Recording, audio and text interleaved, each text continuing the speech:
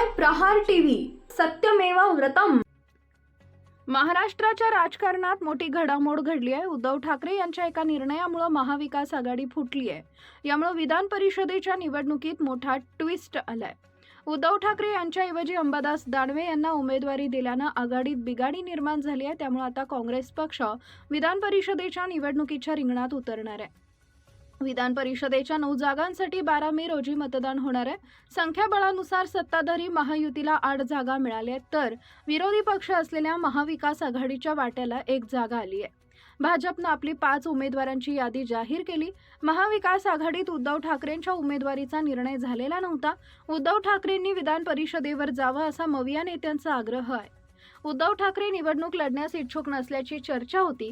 अखेरीस अंबादास दानवेंना विधान परिषदेची उमेदवारी देण्यात आली आहे।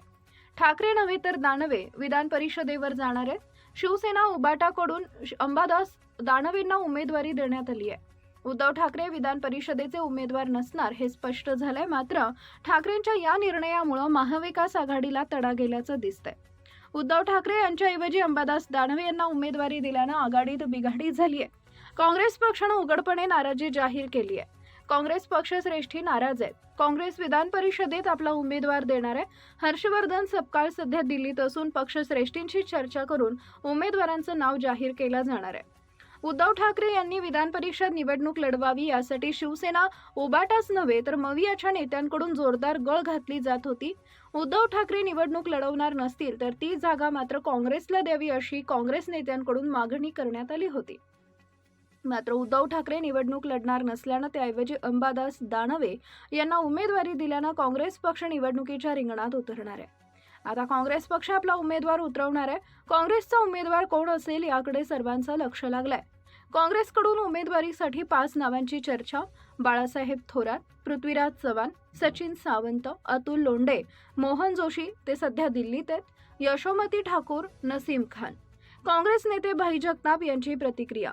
प्रदेश अध्यक्ष स्वतः दिल्लीत आहेत। आमच्या सगळ्यांच्या संमतीने ही उमेदवारी झाली नाहीये। त्यामुळे काँग्रेस पक्ष कदाचित उमेदवार देईल। अर्थात नेमकी तिथं काय घडामोड आहे ते माहित नाही, उद्या कळेलच। आम्ही अस्वस्थ नाही, आम्ही स्वस्थ। महाविकास आघाडी हा विषय मोठा अधिकृत माहिती किंवा घोषणा प्रांताध्यक्ष करतील। प्रदेशाध्यक्ष दिल्लीत आहेत। काँग्रेस महाविकास आघाडी मोठा विषय आहे, तकलादू नाही। आम्ही जबाबदार आहोत, जबाबदारीनं सगळं होईल। अधिकृत घोषणा प्रांताध्यक्ष करतील, मी नाही। माझ्या माहितीनुसार काँग्रेस पक्ष कदाचित आपला उमेदवार देतील।